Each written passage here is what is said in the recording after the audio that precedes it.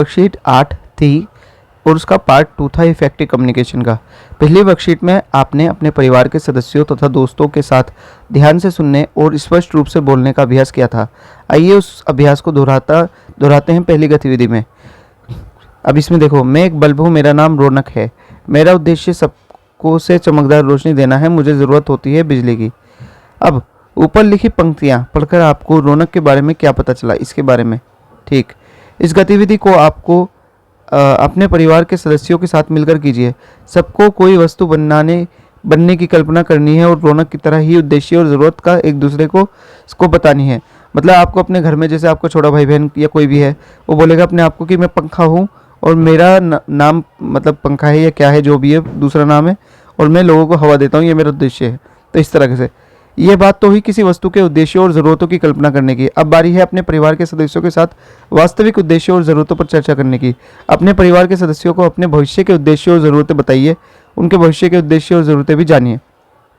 यानी अब दूसरी एक्टिविटी यह है कि आपको अपने परिवार वालों के जो भी सदस्य हैं, आपके छोटे भाई बहन या कोई घर में जो भी है, उनसे उनका फ्यूचर का उद्देश्य पूछना है, क्या वो करना चाहते हैं और क्या उनकी ज़रूरतें हैं।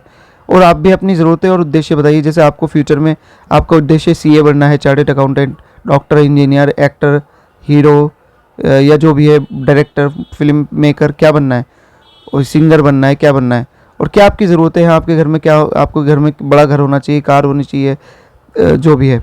ठीक, क्या इफेक्टिव कम्युनिकेशन में ध्यान से सीखने और स्पष्ट रूप से बोलने के अलावा कुछ सीखने को है? ज़रूर है, और वही हम इस वर्कशीट में सीखेंगे। क्या है? इन चित्रों को ध्यान से देखिए। ये एक पोडियम पे कोई खड़े हैं और इस वाले में देखो, ये कोविड-19 का कोई उसके बारे में बताया जा रहा है। ठीक है, और ये तीसरा चॉकलेट का एडवर्टीजमेंट है शायद, आई थिंक। ठीक, आप देख लिया। ऊपर दिए गए चित्रों में अपनी बात से अन्य लोगों को प्रभावित करने का प्रयास किया जा रहा है। इसके लिए पहले चित्र में अपने विचारों को कई लोगों के सामने प्रस्तुत करके, दूसरे में पोस्टर के माध्यम से और तीसरे चित्र में अखबार के विज्ञापन के जरिए प्रभावित करने का प्रयास दिख रहा है।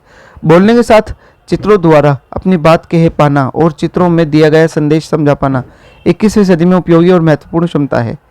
आइए हम भी अपनी बात से और लोगों को प्रभावित करने की एक मज़ेदार गतिविधि करते हैं। कुछ विज्ञापनों के बारे में सोचिए जो आपको अच्छे लगते हैं। ये टीवी, रेडियो पर आने वाले विज्ञापन भी हो सकते हैं और अखबार में छपने वाले भी। देखो, आपने कितने भी एडवर्टीजमेंट देखे होंगे। चॉकलेट वाला देखा होगा, 5 स्टार वाला देखा होगा जिसमें वो खा के गुम हो जाते हैं, या फिर मिंटोस का देखा होगा। तो जितने भी आपने एडवर्टीजमेंट देखे उनके बारे में सोचिए जो आपको अच्छे लगते हैं, चाहे वो टीवी पे हो, अखबार में हो, कहीं भी। दूसरा पॉइंट, अपने परिवार के सदस्यों के साथ मिलकर चर्चा कीजिए कि किन बातों के कारण कुछ विज्ञापन अन्य विज्ञापनों से ज़्यादा पसंद आते हैं। जैसे आईपीएल के विज्ञापन होते हैं कुछ, तो कुछ विज्ञापन क्यों ज़्यादा पसंद आते हैं, अपने परिवार, अपने भाई बहन के साथ डिस्कस कीजिए। अपने परिवार के सदस्यों के साथ मिलकर किसी महत्वपूर्ण मुद्दे या वस्तु के लिए एक विज्ञापन बनाइए। अपने परिवार वालों के साथ मिलकर एक किसी टॉपिक पे, इश्यू पर एक विज्ञापन बनाइए। उसे लिखकर या चित्र बनाकर या वीडियो बनाकर या ऑडियो बनाकर उसे भेजें ग्रुप में। क्या आपका विज्ञापन दूसरों को प्रभावित कर पाएगा? यह जांचने के लिए निम्न बातों का ध्यान रखना ज़रूरी है कि अगर आपका विज्ञापन दूसरों को प्रभावित करेगा या नहीं करेगा। तो क्या विज्ञापन देखने वाले को अपना फ़ायदा दिख रहा है? देखो, आपको ये दिमाग में रखना है कि क्या विज्ञापन देखने वाले को अपना फ़ायदा दिख रहा है? क्या विज्ञापन देखने वाले को वस्तु या मुद्दे या जो भी इशू है उसकी खास बात समझ आ रही है? जो भी आप प्रोडक्ट बेच रहे हो या जो भी इशू उठा रहे हो, विज्ञापन देखने के बाद क्या विज्ञापन देखने वाले को कुछ करने की प्रेरणा मिल रही है? क्या वह अपनी कोई आदत या नज़रिया बदलने के लिए तैयार होगा? मतलब कोई इंस्पिरेशन वगैरह उसे मिल रही है उसको। ठीक है, तो ये हमारा दूसरा पेज है इसका। तीसरे पेज पे चलते हैं। अब अपना विज्ञापन अपने एक साथी से साझा कीजिए। उसे भी अपना विज्ञापन अपने साथ साझा करने के लिए कहिए।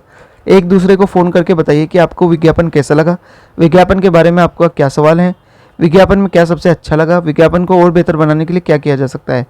आपने इस गतिविधि से अब ये आगे पढ़ते हैं। आपने इस गतिविधि से अपनी बात को प्रभावशाली तरीके से कहने के बारे में क्या सीखा, नीचे लिखिए। देखो, आपने जो एक्टिविटी की विज्ञापन बनाने की, इससे आपने क्या सीखा? प्रभावी संचार के अनेक आयाम हैं, किसी को ध्यान से सुनने से लेकर उन्हें प्रभावित कर पाने तक। इनका नियमित रूप से अभ्यास करके हम सभी इन कैपेसिटी या क्षमताओं में दक्षता हासिल कर सकते हैं और दूसरों के साथ सकारात्मक यानी पॉजिटिव रूप से जुड़ने में सफल हो सकते हैं।